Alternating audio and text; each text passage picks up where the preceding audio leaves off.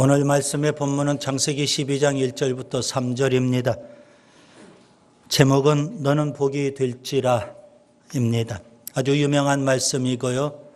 예전에 했던 설교로 오늘 다시 말씀드리려고 합니다. 이유는 그만큼 우리가 복 있는 사람 되기를 원했기 때문입니다. 시편 1편을 보면 복 있는 사람을 노래하고 있습니다. 어떤 사람이 복 있는 사람일까요? 복 있는 사람을 우리가 말할 때 빼놓지 않고 언급하는 인물이 있습니다. 아브라함입니다. 아브라함은 복 있는 사람이었습니다. 어떤 사람이 복 있는 사람일까요? 우리 모두가 다 복 있는 사람으로 이 땅을 살았으면 좋겠는데요. 저는 아브라함을 통해서 어떤 사람이 복 있는 사람인지 세 가지를 말씀드리려고 합니다. 첫째, 복을 받아야 복 있는 사람이 됩니다. 본문 1절을 같이 읽겠습니다. 여호와께서 아브라함에게 이르시되 너는 너의 고향과 친척과 아버지의 집을 떠나 내가 내게 보여줄 땅으로 가라. 하나님께서는 아브라함에게 다른 거 요구하지 않으셨습니다. 고향, 친척, 아버지의 집을 떠나라. 그거 한 가지 요구하셨습니다. 아브라함이 어떻게 해서 복 있는 사람이 될 수 있었을까요? 떠났기 때문에 그렇습니다. 떠나야만 복 있는 사람이 될 수 있어요. 떠나지 아니하면 복 있는 사람 될 수 없습니다. 아브라함의 고향은 어디일까요? 왜 하나님은 그를 고향에서 떠나라고 말씀할까요? 이제 추석 명절인데 다 고향을 방문하지 않습니까? 그런데 왜 하나님께서는 아브라함에게 고향을 떠나라고 하실까요? 창세기 11장 28절에 보니까 아브라함의 고향은 갈대아 우르였습니다. 갈대아 우르는 우상의 본거지입니다. 우상천지입니다. 그래서 하나님은 아브라함에게 복 있는 사람 되기 위해서 우상천지이고 우상의 도시인 그곳을 떠나라 이렇게 말씀하고 있는 겁니다.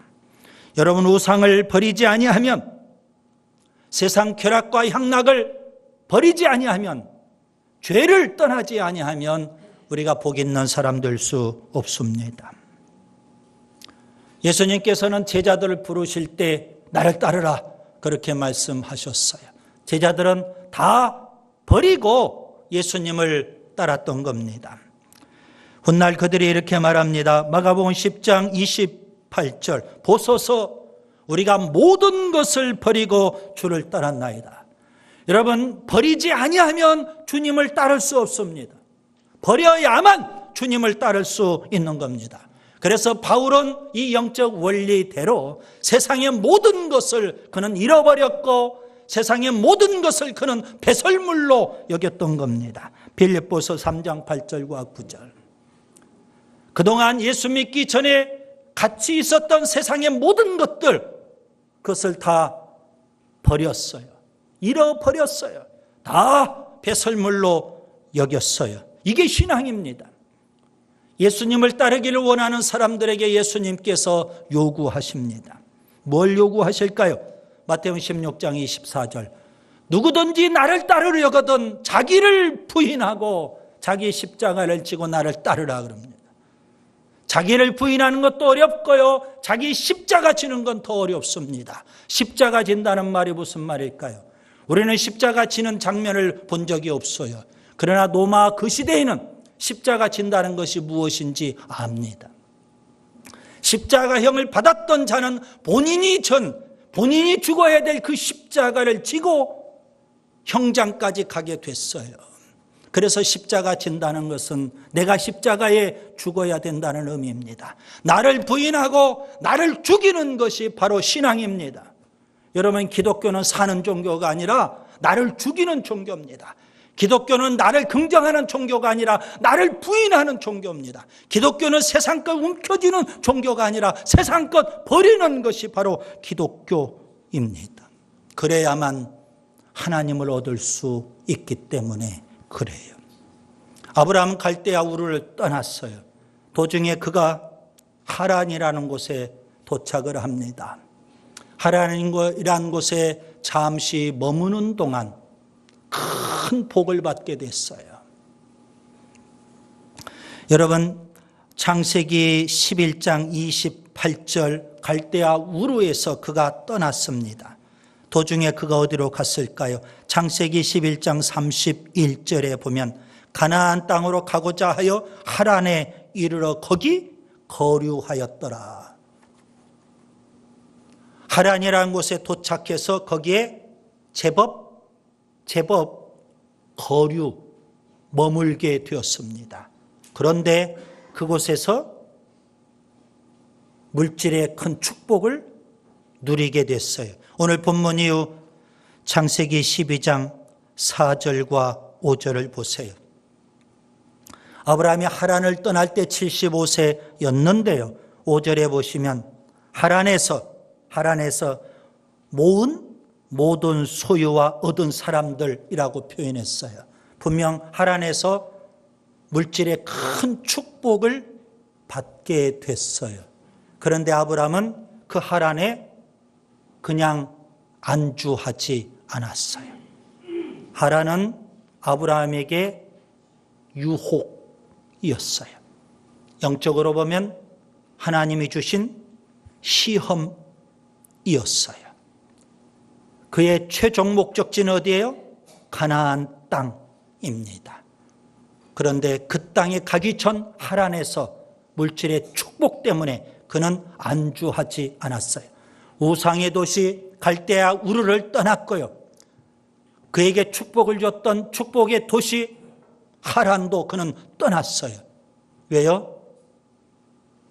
하나님을 잘 섬기기 위해서예요. 그가 갈대아 우르와 하란을 떠난 것은요, 다른 이유가 있지 않습니다. 오직 신앙을 위해서. 그는 직장을 위해서, 부동산을 위해서, 명예와 출세를 위해서, 돈을 벌기 위해서, 성공을 위해서 떠난 게 아니었어요. 오직 신앙을 위해서요.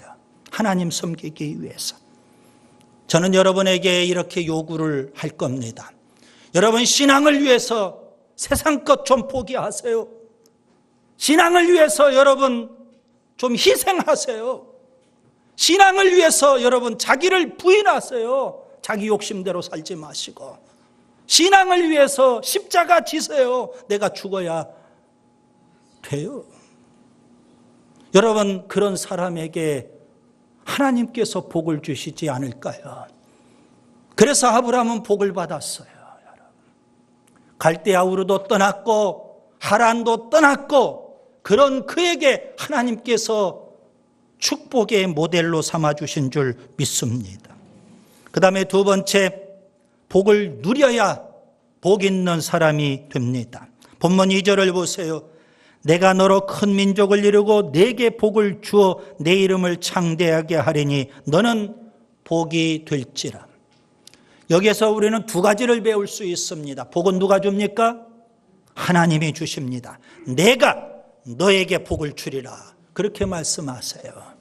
복은 하나님이 주십니다. 그리고 또 하나, 하나님이 복을 주심으로 우리가 복 자체가 될 수 있다는 사실입니다. 하나님 아브라함에게 뭐라고 하셔요? 내가 너에게 복을 주리니 너는 복이 될지라. 복 자체가 되도록 만들어 주시는 겁니다. 좀 더 쉽게 표현하면 복덩어리가 되는 겁니다. 여러분, 하나님은 우리에게 복을 주셔서 우리가 복덩어리가 될 수 있기를 바랍니다. 앞으로 봐도 뒤로 봐도 좌로 봐도 우로 봐도 온전히 복덩어리가 되어야 하는 줄 믿습니다. 하나님은 왜 복을 주실까요? 복을 누리라고. 여러분, 복을 누린다는 게 무슨 의미일까요? 하나님이 복을 주시면 우리가 그 복을 누려야 되는데 복을 누린다는 게 무슨 의미일까요? 오늘 본문 2절에 너는 복이 될지라, 그 말씀의 의미를 우리가 깊이 묵상할 필요가 있어요. 너는 복이 될지라, 이 말씀을 저는 이렇게 해석하려고 합니다. 너는 복이 될지라, 무슨 의미일까요? 너는 복을 누릴지라, 그런 의미예요. 여러분, 복을 소유하는 것과 복을 누리는 것은 천지 차이입니다. 하나님이 복을 주시면 얼마든지 복을 소유할 수는 있어요.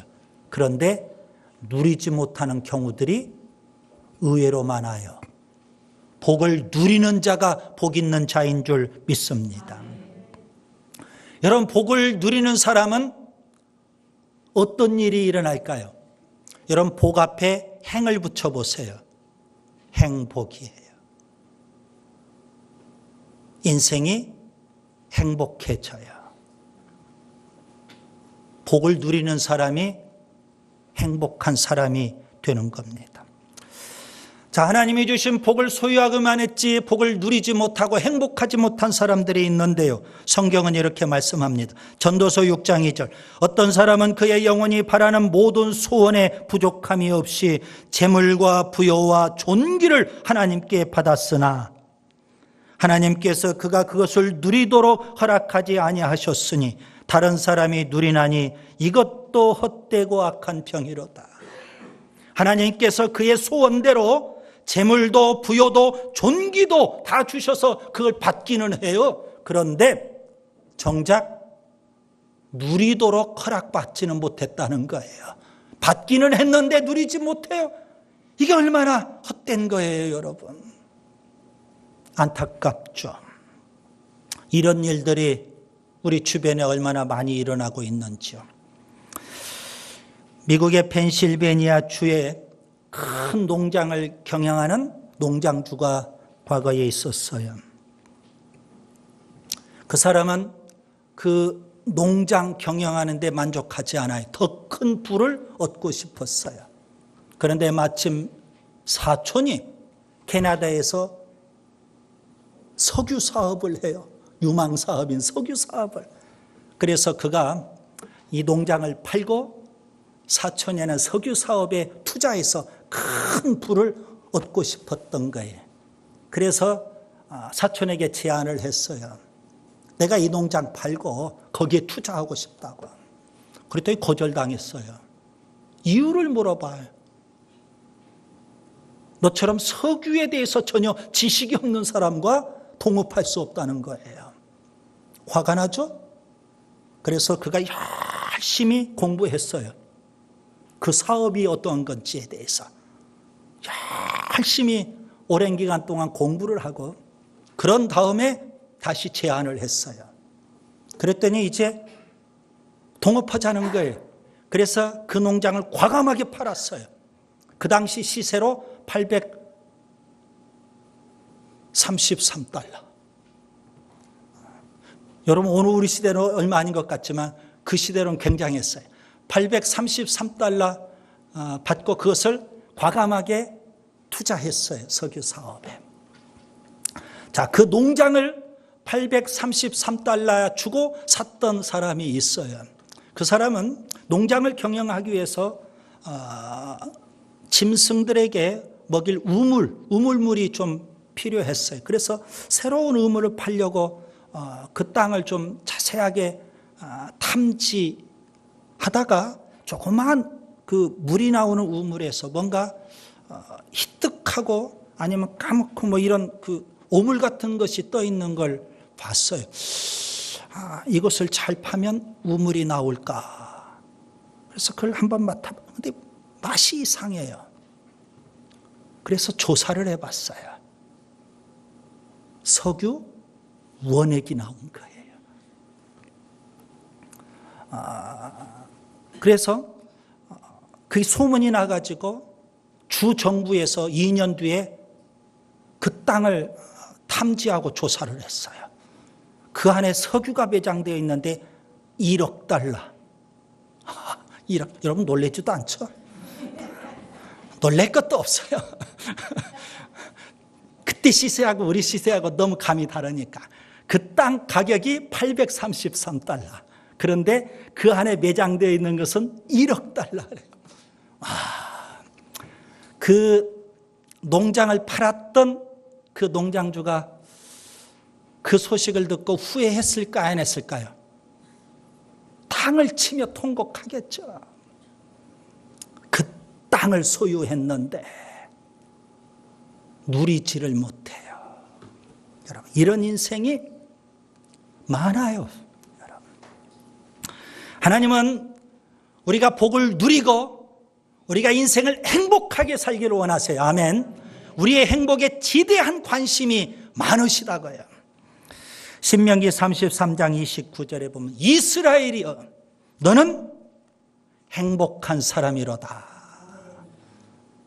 하나님이 주신 복을 누리면서 행복하게 사시기를 바랍니다. 여러분에게 묻습니다. 여러분은 정말 행복한 인생을 살고 계시는지요? 다시 태어나도 내가 이 인생길을 가고 다시 태어나도 내가 사랑하는 사람과 결혼하고 다시 태어나도 내가 자녀들과 함께 인생을 행복하게 살 건지. 아이고, 그 인간 때문에 안 돼요. 다시 태어나는 것 자체가 끔찍해요. 왜 그렇게 우리가 행복하지 못할까요? 신명기 10장 13절 내가 오늘 내 행복을 위하여 내게 명하는 여호와의 명령과 규례를 지킬 것이 아니냐. 하나님은 우리의 행복을 위하여 관심이 있으시고 우리에게 찾아오셔서 복을 주시고 그 복을 누리게 하시는 줄 믿습니다. 예수님이 이 땅에 오셔서 설교하셨어요. 뭐라고 설교하실까요? 마태복음 5장부터 7장까지 산상설교라 잘 알려져 있어요. 그 설교의 서두에 주님은 행복을 선포해요. 그걸 우리는 팔복이라고 해요. 행복할지어다. 그렇게 주님이 선포하시는 거예요. 심령이 가난한 자가 행복하대요. 애통하는 자가 행복해요. 온유한 자가 행복해요. 의에 줄이고 목마른 자가 행복해요. 긍휼히 여기는 자가 행복하고 마음이 청결한 자가 행복하고 화평하게 하는 자가 행복하고 의를 위해서 박해를 받는 자가 행복하다는 거예요. 주님은 행복을 선포하셨어요. 여러분, 구약의 마지막 말라기 그 끝부분에 보시면 저주를 경고하고 있어요. 그런데 예수님은 신약을 열면서 행복을 선포하시는 거예요. 주님은 우리가 행복하게 살기를 원하세요. 복을 소유하려고만 하지 마시고 누려야 돼요. 누리는 자가 자족할 수가 있고요. 누리는 자가 기뻐할 수 있고 행복할 수 있어요. 전도서 5장 10절 은을 사랑하는 자는 은으로 만족하지 못하고 풍요를 사랑하는 자는 소득으로 만족하지 아니하나니 이것도 헛되도다. 청년이 취업을 했어요. 열심히 돈을 모았어요. 짧은 기간에 1,500만 원을 모았대요. 모아놓고 보니까 뭐 기쁘지를 않더래요. 어제 들은 이야기예요. 우리 교회 청년 이야기입니다. 그 청년은 일찍 철들고 있는 거예요. 그 놀라운 비밀을 배우고 있어요, 여러분. 우리는 세상 것을 취하면 거기에 행복이 있는 줄 알아요. 거기에 기쁨이 있는 줄 알아요. 그렇지 않아요. 하나님은 어떤 분이실까요? 제가 하나님에 대해서 소개해 드릴게요. 우리가 흔히 하나님 어떤 분일까요 하면 하나님은 창조의 하나님, 하나님은 심판의 하나님, 하나님은 사랑의 하나님, 하나님은 우리에게 복 주시는 하나님, 이렇게만 이해하려고 해요. 하나님은 어떤 분이시죠? 디모데전서 6장 15절에서 저는 이렇게 소개를 합니다. 하나님은 복되신 분이에요. 복되신 분. 그 앞에다 행자를 붙이면 하나님은 행복하신 분이에요. 그 하나님 우리에게 복을 주시고 우리도 행복하게 살기를 원하세요. 자, 그렇다면 여러분, 하나님이 주신 그것 때문에 우리가 얼마나 기뻐하고 얼마나 행복할까요? 오래가지 못해요.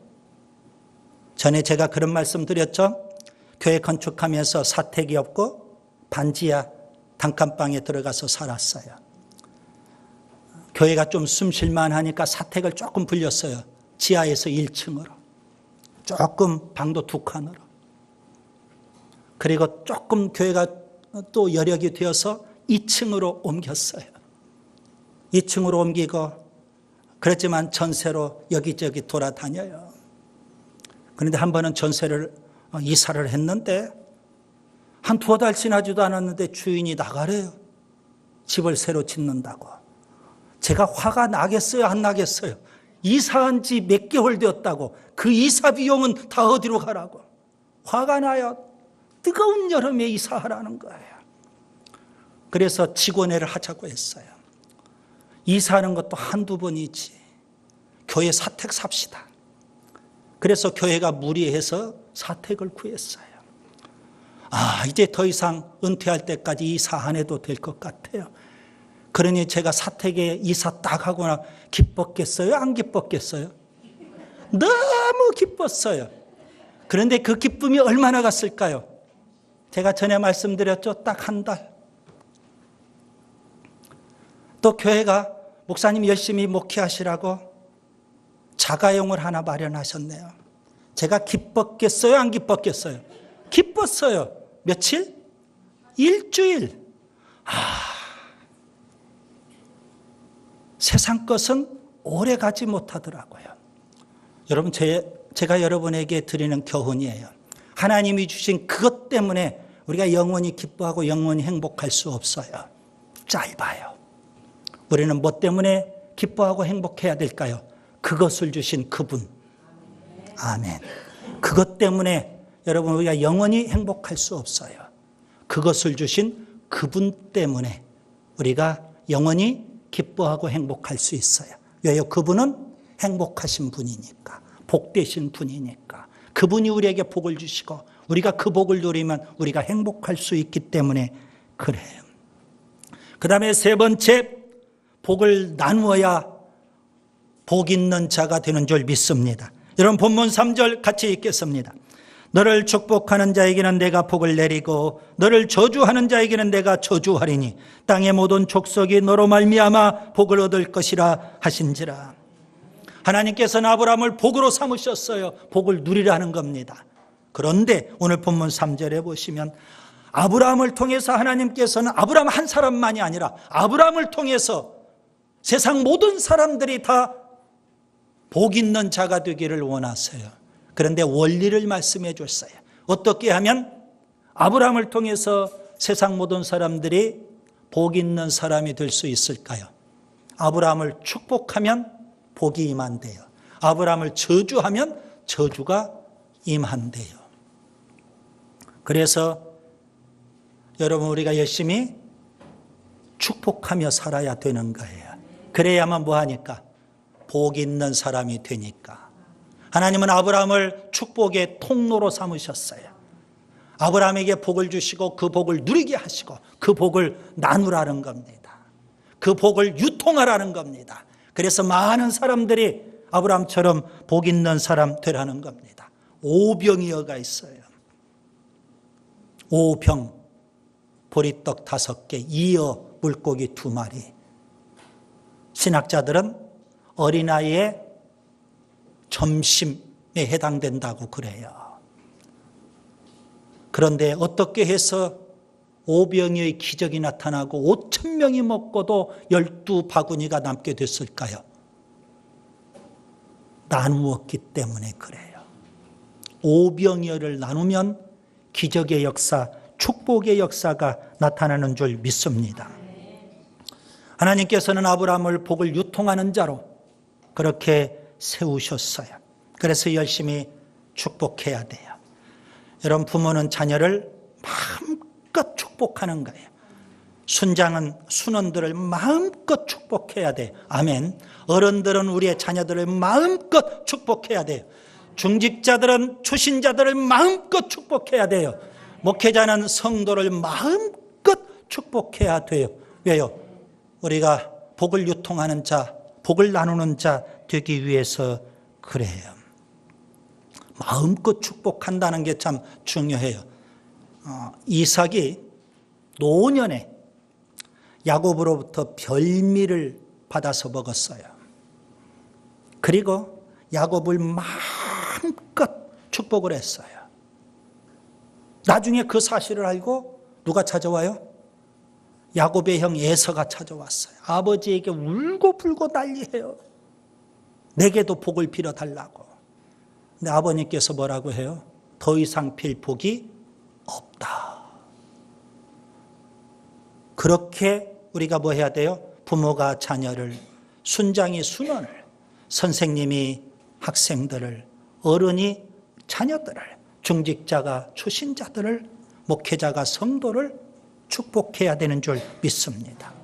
요셉을 보세요. 그는 복을 나누는 자였습니다.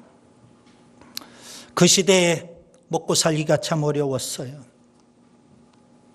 요셉이 애굽의 총리가 되었어요. 7년 흉년이었지만 그 다음에 7년 흉년이 들어왔어요.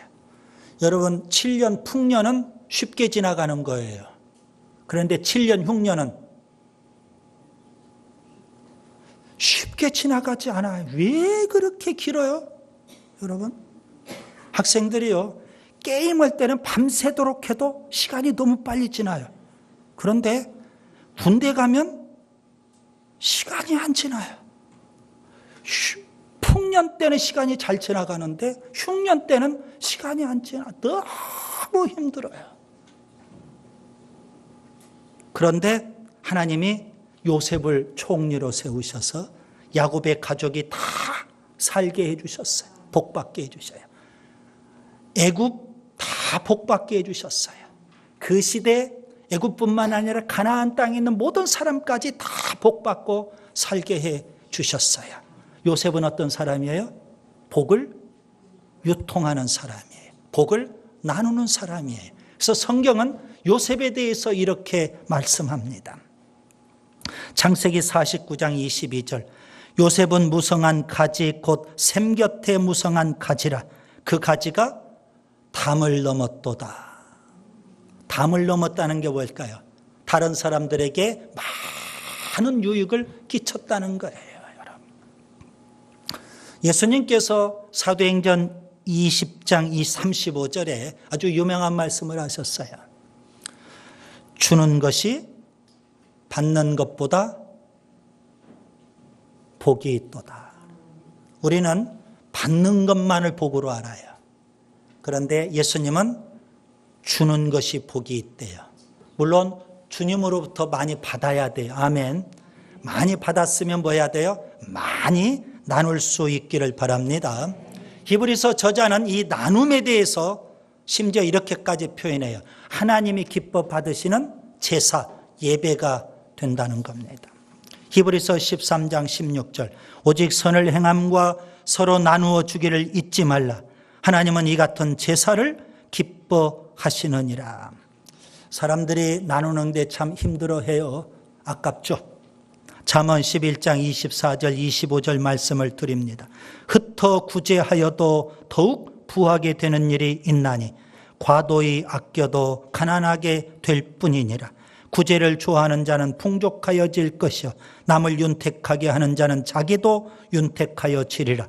곡식을 내놓지 아니하는 자는 백성에게 저주를 받을 것이나 파는 자는 그의 머리에 복이 임하리라. 성경은 분명히 복을 나누는 자가 복된 자라고 말씀해요. 그래서 여러분 하나님으로부터 우리가 열심히 복을 받도록 뭐 해야 돼요? 떠날 건 떠나야 돼요. 그리고 하나님 주신 복 소유가 아니라 누려야 돼요. 그리고 그 복을 열심히 나눌 수 있기를 바랍니다. 열심히 나누면 주변 사람들이 우리에게 뭐라고 할까요?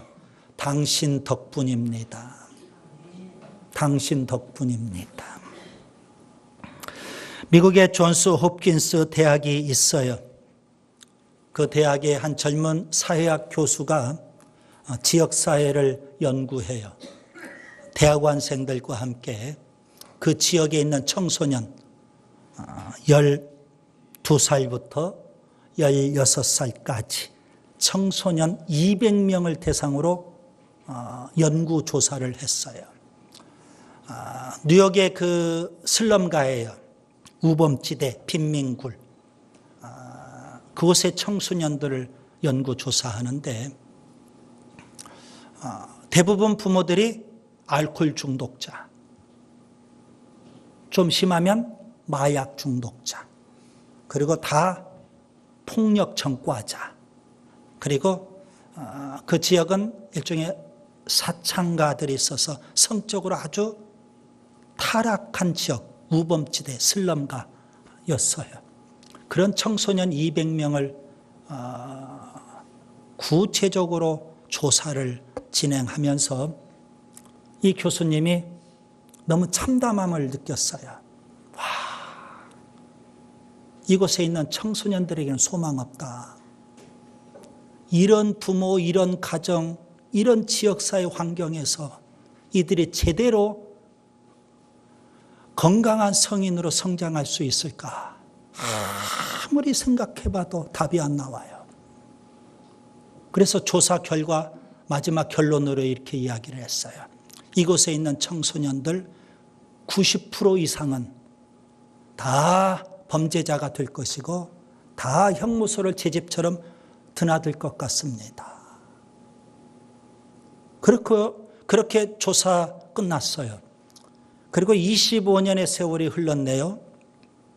이 교수님이 은퇴할 때가 됐어요. 그래서 연구실을 다 정리를 해요, 이제. 그 연구실을 떠나려고. 정리를 하다가 25년 전 본인이 대학생들과 함께 미국의 그 뉴욕 빈민굴에 있는 청소년들을 연구조사했던 그 자료를 우연히 보게 된 거예요. 그들의 이름, 그들의 성별, 그들의 나이, 그들의 주소, 그리고 그들의 성향, 그들의 부모는 어땠고 그런 거 다 일일이 봤어요. 갑자기 학자니까 연구하고 싶은, 조사하고 싶은 그런 욕망이 생겨요. 이들을 25년이 지났는데 다시 한번 조사해 봐야 되겠다.